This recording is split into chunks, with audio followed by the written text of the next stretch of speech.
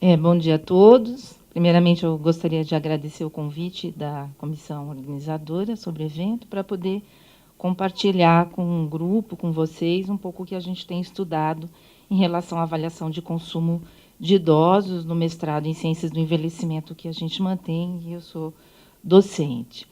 Eu preparei uma apresentação pautada na epidemiologia do envelhecimento, nas alterações do envelhecimento, na avaliação de consumo alimentar desse grupo, em alguns dados nacionais aí, organizados da POF, quais seriam hoje os nutrientes considerados importantes para o envelhecimento, para o idoso, um pouco de aconselhamento nutricional nessa faixa etária, a importância e uma conclusão. A gente sabe que o mundo envelhece, a expectativa de vida aumenta no mundo todo, isso fazendo com que haja uma maior prevalência de idosos na população. Isso acontece no mundo e isso também acontece no Brasil. Hoje, a porcentagem de idosos da nossa população é em torno de 13%. Em breve, em 2050, teremos em torno de 30% da população representada por indivíduos acima de 60 anos de idade.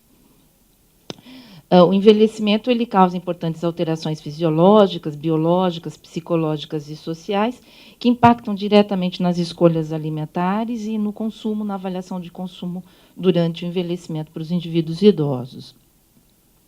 A gente sabe que o envelhecimento pode trazer alterações importantes em relação às escolhas alimentares e avaliação de consumo, relacionadas à redução das necessidades energéticas, relacionadas às alterações que podem ocorrer de percepção de paladar e olfato nessa faixa etária, dificuldades de deglutição apresentada por manifestações de disfagias, alterações de dentição e a presença de próteses inadequadas, declínio da capacidade absortiva e funcional, e mudanças, então, que acarretarão na dieta, na dificuldade de aquisição de alimentos, de preparos, de quantidade, de frequência, de qualidade, e, consequentemente, impactarão na avaliação de consumo. Além disso, os idosos podem estar inseridos num contexto social e econômico, como solidão, depressão e baixa renda, que impactarão na qualidade, uma alta frequência de doenças crônicas que podem impactar nas escolhas alimentares, nas orientações e, consequentemente, nos alimentos selecionados para consumo, o uso de vários medicamentos que impactarão nos seus efeitos colaterais adversos em relação à absorção e disponibilidade de nutrientes, as infecções relativamente frequentes, e alterações neurológicas que podem comprometer a independência. Isso, além da questão da moradia e com parentes ou institucionalização, que pode levar o indivíduo ao aumento de dependência naquilo que ele come, nas suas escolhas alimentares e, consequentemente, no seu consumo alimentar. Quando a gente pensa em consumo alimentar, a gente sabe que a gente tem que pensar na adequação de nutrientes, a gente tem que pensar na adequação de alimentos, como esses nutrientes estão inseridos dentro das escolhas alimentares representadas por alimentos, e esses alimentos são compostos dentro de um contexto, dentro daquelas escolhas, as combinações que a gente chama de dieta ou de padrão dietético. Do ponto de vista de nutrientes, a gente pode avaliar em relação às recomendações de nutrientes, de que forma esse grupo, que segundo a RDA, que utiliza como referência para avaliação de consumo, e que são divididas apenas em duas faixas etárias, de 50 a 70 anos, de 70 anos e mais, podem impactar nas recomendações das 14 vitaminas e dos 15 minerais que a gente tem de essencialidade. É lógico que esses nutrientes, esses micronutrientes, são avaliados dentro de um contexto de atendimento a essas recomendações, a partir de importantes parâmetros que a gente utiliza, o EAR, a RDA ou o L, que estão relacionados a valores médios que vão impactar na adequação ou na prevalência de inadequação em relação à avaliação de consumo. A gente também tem se utilizado, do ponto de vista de alimento, em relação a índices de qualidade da dieta, que permitem relacionar aquela dieta às escolhas que ele faz a partir daquela dieta com as doenças crônicas não transmissíveis, monitorando uma tendência importante e as mudanças que estão ocorrendo em relação aos hábitos alimentares e comparar a essas escolhas dietéticas à aderência às recomendações nutricionais estabelecidas. A gente frequentemente tem utilizado o índice de qualidade da dieta revisado por Previdel e colaboradores, que utiliza aí de parâmetros de escolhas alimentares relacionados a alimentos, né? A maioria dos parâmetros estão relacionados às escolhas alimentares em relação aos grupos de alimentos que fazem parte da nossa dieta. E uma terceira forma de avaliar o consumo é avaliar de que forma as pessoas, especificamente os idosos, combinam esses alimentos em seus dias alimentares ao longo da sua semana, do seu mês, do seu ano, da sua vida, que a gente tem chamado de padrão alimentar. O padrão alimentar é uma forma que a gente avalia as escolhas alimentares dos alimentos, agregando e colocando aquilo como uma conduta. Do ponto de vista de macronutrientes, a gente não pode deixar de dar ênfase à proteína, né? Uma vez que existe uma ineficiente utilização da proteína oferecida, uma adequada ingestão e um aumento das necessidades, que podem acarretar uma importante perda de funcionalidade, de músculo, de ossos e de sistema imune, a proteína tem sido muito utilizada, tem sido muito estudada em relação ao envelhecimento. Evidências do PROTEGE, já há uma recomendação proteica estabelecida que idosos necessitam de quantidades maiores de proteína devido a essas mudanças importantes do metabolismo. Hoje a gente tem trabalhado com uma quantidade mínima de proteína oferecida pela dieta, em torno de 1 a 1,2 gramas por quilograma de peso corporal, isso é uma recomendação do PROTEGE, e inserido essa escolha alimentar proteica, né, inserido em estratégias como a escolha da fonte de proteína, uma importante divisão entre a proteína animal e a proteína vegetal, a divisão da distribuição, o timing proteico em 3 principais refeições, né, no café da manhã, no almoço e em jantar, em quantidades que deveriam estar em torno de 25 a 30 gramas por refeição maior, a necessidade da garantia da oferta da leucina em torno de 2 a 3 gramas por refeição, ao longo das 3 principais refeições, nesse pool proteico em cada grande refeição, a importância nesse metabolismo da disponibilidade do ômega 3, e é lógico, sem perder o foco da importância de que essa proteína seja oferecida junto com o exercício físico para sua melhor utilização. Dentro desse contexto, a gente sabe que os alimentos fontes de proteína são também alimentos fontes de vitaminas e minerais. E nessa faixa etária, os idosos apresentam um alto risco de deficiência, exatamente por causa desse impacto na redução da ingestão, o impacto que as mudanças no envelhecimento podem ter na seleção de alimentos e nos grupos alimentares selecionados, e nas próprias alterações que pode se observar na absorção e na metabolização. Pensando em micronutrientes, a gente tem recomendações que possam ser diferentes e menor absorção, que pode ser uma consequência do próprio envelhecimento. Nutrientes como cálcio, vitamina B6 e vitamina B12, vitamina D, as recomendações são maiores, assim como as proteínas. E sódio e potássio, as recomendações a partir dos 50 anos são menores. E a gente sabe que pode ocorrer uma menor absorção também do cálcio, da vitamina B12, da vitamina D, a disponibilidade, zinco, magnésio e ferro, e aí uma menor quantidade de energia necessária nessa faixa. Numa recente revisão de Montgomery, ele destaca quais seriam os principais micronutrientes de atenção geral e dietética no envelhecimento. Ele destaca a vitamina A, D e a vitamina K, a vitamina B1, B6, B12, o ácido fólico, a vitamina C, ferro, zinco e cálcio. Rapidamente, a gente sabe que a vitamina B6, a piridoxina, ela é importante no metabolismo proteico, essa mesma proteína que ele necessita em maior quantidade, é dependente de vitaminas e minerais, que ela está relacionada ao metabolismo da homocisteína e, consequentemente, ao risco maior ou menor de doenças cardiovasculares e também ao metabolismo da glutationa, isso impactando no estresse oxidativo, e que a deficiência de vitamina B6 no idoso pode levar a alterações cognitivas, neurológicas e imunológicas importantes. E os nossos principais alimentos fontes, sem dúvida nenhuma, são os carnes e os cereais. Em relação à B12, a gente também sabe da sua essencialidade em relação à função neurológica, que os efeitos de deficiência além da anemia gera danos neurológicos tardios e irreversíveis, né? Também diretamente relacionado ao metabolismo da homocisteína e à integridade da bainha de mielina, e os nossos alimentos fontes, sem dúvida, os alimentos do grupo do leite, carnes e ovos. Existe uma frequente deficiência marginal constatadas em vários estudos de revisão nessa população de idosos, que chega até 1/4 da população, né?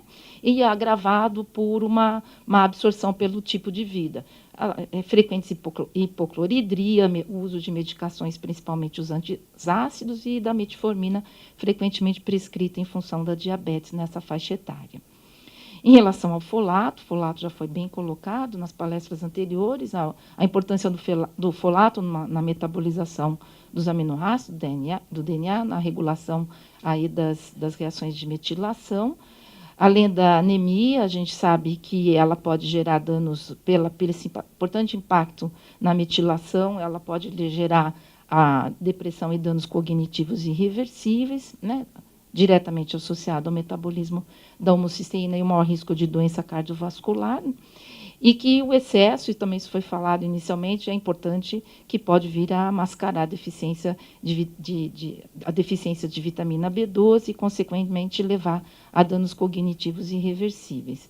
Os nossos alimentos fontes são vários alimentos, o folato está distribuído numa alimentação completa, mas hoje em dia, sem dúvida nenhuma, a principal fonte de folato na alimentação tem sido os alimentos à base de farinhas, uma vez que a farinha é fortificada nesses últimos anos, né? Então, só para destacar a importância do ácido fólico como cofator de enzimas associadas ao processo de metilação. A vitamina A, também colocada por Montemogro, né, essencial para a visão, níveis séricos reduzidos também, frequentemente associados a maior incidência de doenças cardiovasculares, a câncer de próstata e demência, alguns estudos que começam a aparecer na incidência maior de Alzheimer. Há na população brasileira, principalmente, uma baixa prevalência de inadequação, mas quando ela ocorre, ela tem efeitos importantes, e os nossos principais alimentos fontes tanto de origem animal quanto de origem vegetal, na forma de retinol ou na forma de carotenoides.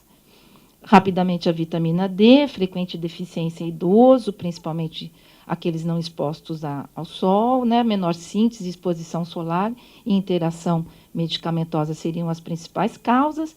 É muito importante no performance muscular e na redução de quedas, né? na manutenção do tecido muscular nessa faixa etária, e que os baixos níveis estão diretamente associados à qualidade de vida dos idosos, uma vez que impactam na osteoporose e maior risco de fraturas, doenças cardiovasculares e também alterações cognitivas. O cálcio, a prevenção da osteoporose e a fragilidade no envelhecimento. A fragilidade tem sido um foco de estudo importante, né? Outras funções, como a condução do próprio impulso nervoso e a contração muscular e a manutenção desse tecido muscular. Existe uma alta prevalência de inadequação em idosos, né? Por isso que frequentemente a gente vê a importância da suplementação junto à vitamina D, sem dúvida, maior disponibilidade, a importância da ingestão de doses de leites e derivados nessa faixa etária. Então, a importância em idoso, a gente não pode esquecer da importância da exposição solar, né? E da disponibilidade de leite e derivados nessa faixa etária em quantidades que permitam uma boa disponibilidade e o atendimento às recomendações. Em relação ao zinco, a essencialidade, mais de diferentes 30 enzimas são dependentes do zinco. A deficiência tem relatado em idosos dermatites frequentes, depressão, anorexia, importante alteração de paladar, isso impacta nas suas escolhas em ingestão alimentar. Os alimentos que mais participam da oferta de zinco na dieta são carnes e lácteos, alguns vegetais e as oleaginosas, e a gente tem aí um difícil diagnóstico e que necessariamente isso constataria individualmente uma necessidade de suplementação, né? É importante como que está a alimentação dos brasileiros, então a gente podia destacar o trabalho de Fisberg e colaboradores, que fez uma avaliação de consumo e detectou uma alta prevalência de ingestão inadequada de vitaminas e minerais na população brasileira, né? Os dados foram os da POF de 2008 e de 2009, onde foram estudados mais de 4.000 idosos, onde se constatou uma alta prevalência de inadequação, que a gente estabelece como ponto de corte os 50%, né, a IAR, né, e onde a gente teve essa prevalência de inadequação, principalmente observada nos nutrientes vitamina A, vitamina D, vitamina E, a piridoxina, cálcio e magnésio, em ambos os gêneros. Então, aqui a gente mostra o ponto de corte dos 50% da prevalência de inadequação, né, em vitamina E, D, cálcio, magnésio, A, C, piridoxina e tiamina nessa população. Essa alta prevalência de inadequação foi observada tanto em homens, em magnésio, vitamina A, vitamina D, o cálcio e a vitamina B6, nos limites maiores de 50% da prevalência, como no sexo feminino também a gente observa o magnésio, a vitamina a vitamina D e a vitamina E abaixo do EAR. Na discussão, Fisberg coloca bem que as causas provavelmente estão associadas à baixa variedade da alimentação da população de idosos brasileiros, né? A alimentação pautada no arroz e feijão e carnes, a baixa ingestão de fruta, legumes e verduras, né? Não atendendo aos 400 miligramas recomendado e preconizado, que acarreta, então, essa alta prevalência de inadequação de vitaminas e minerais. E o trabalho conclui, principalmente, uma dificuldade de acesso aos alimentos fontes de vitaminas e minerais, detectados como alta prevalência. Pensando um pouco em padrão alimentar, que é a forma como a gente combina, a forma como a gente tem estudado a alimentação dos idosos, né?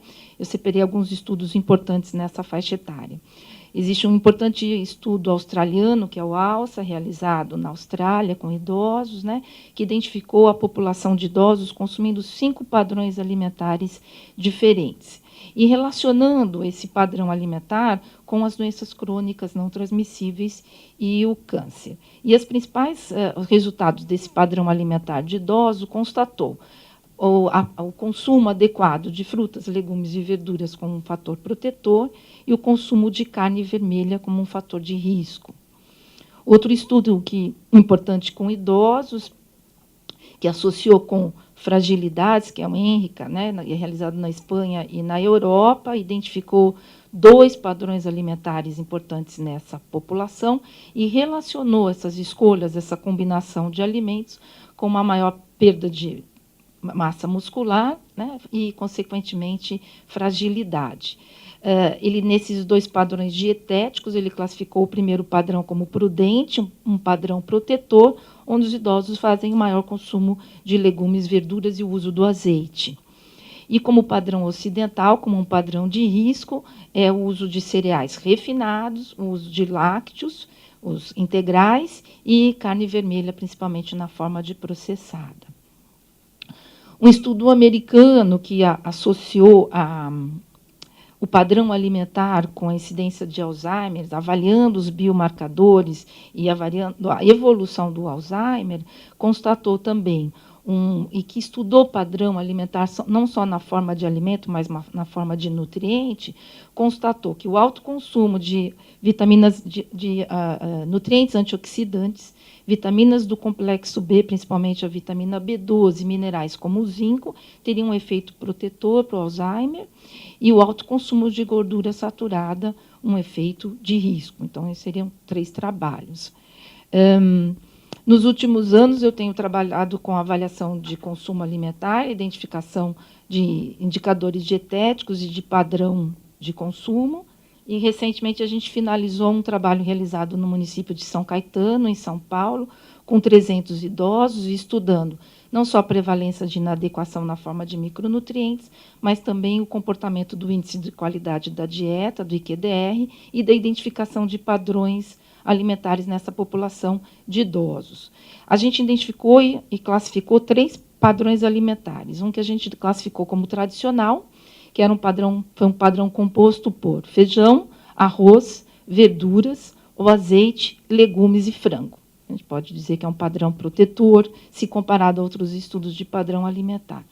Um segundo padrão foi um padrão de massa, né, carne suína, a gente sabe que a carne suína está mais barata, né? E de doces.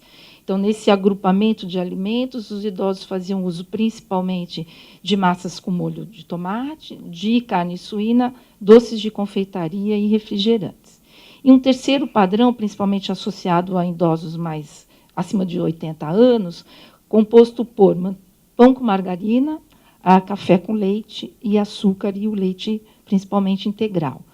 Quando a gente associou esse padrão, esse índice de qualidade da dieta e também o padrão com algumas variáveis, a gente identificou que o índice de qualidade da dieta era menor quando o indivíduo morava sozinho ou era viúvo e quando ele tinha menor escolaridade. A gente também associou um padrão alimentar inadequado e um menor IQDR, né, ao hábito de fumar e à obesidade. E quando a gente associou com as dificuldades de mastigação, a presença de prótese diminuiu o índice de qualidade da dieta e a dificuldade de mastigar, consequentemente, identificou IQDRs, índices de qualidade da dieta menores. Né? Então, perante os dados que a gente tem na nossa prática de atendimento ao indivíduo idoso, como que a gente aconselha perante as evidências científicas, perante a genética, perante a epigenética e perante a nutrição comportamental, que estuda aí de que forma esses idosos estão inseridos e que podem fazer suas escolhas alimentares. Então, o aconselhamento, a forma de orientação desses idosos, é importantíssima que ela seja realizada de forma individualizada, que ela identifique a dieta, tanto o padrão quanto a sua qualidade, quanto a prevalência de inadequação, que ela associe isso ao estado nutricional e às manifestações laboratoriais que esse indivíduo nos apresenta, que a gente tem que monitorar, né? E que associe isso às condições biopsicossociais que aquele idoso está inserido e realize um aconselhamento nutricional dietético individualizado. Pautado nos grupos de alimentos, é muito importante que a gente se utilize dos grupos de alimento e distribua, a principal fonte de nutrientes é a alimentação. E eu não poderia deixar de colocar uma experiência recente que eu tive conhecendo as políticas públicas da Austrália. O ano passado participei de um congresso de avaliação de consumo na Austrália e tive a oportunidade de conhecer de que forma os idosos são atendidos de maneira individualizada, né, nos bairros, né, o atendimento individualizado, e de que forma as políticas públicas têm procurado orientar individualmente a alimentação da população, dos idosos que são atendidos, e suplementar, na medida do possível, esses idosos. Então, esse é um exemplo de que forma os idosos têm monitorado 4 importantes fatores de promoção de saúde. Aí, se vocês podem observar, né, é um monitoramento... Quanto tempo eu tenho para poder esticar ou não essa? Não? Não, só para explicar um pouquinho. Isso aqui está dando para ver. A gente é um monitoramento mensal, onde a gente tem 4 pontos importantes da saúde do idoso. Vocês estão vendo, quando o idoso realiza aquelas atividades, ele pinta que ele realizou, e existe uma recomendação entre a caminhada de 30 minutos todos os dias, o consumo de, no mínimo, 3 produtos lácteos. Estão vendo lá o leite desenhadinho ali? Está dando para ver, né? Essas 2 perninhas aqui é um incentivo que eles dão ao balanço, né, que eles balancem as pernas 10 minutos todos os dias, complementando a caminhada de 30 minutos, e a exposição de 6 a 8 minutos ao sol. Né? Essa é a recomendação, e eles orientam que isso seja realizado, monitorado pelo idoso e pela família, e quem o acompanha que leve esses acompanhamentos. É lógico que esses idosos também recebem suplementos, né? Então, ele recebe esse pacotinho de suplementação individual e diário, onde ele recebe de suplementação relacionada à alimentação, apesar de todas essas medicações são para exemplo de uma paciente, né? Então, ele recebe complexo B, o óleo de peixe, né, e uma capsulazinha de cranberry, como fonte de vitamina A. Todos os idosos recebem essa suplementação como política pública de promoção da saúde.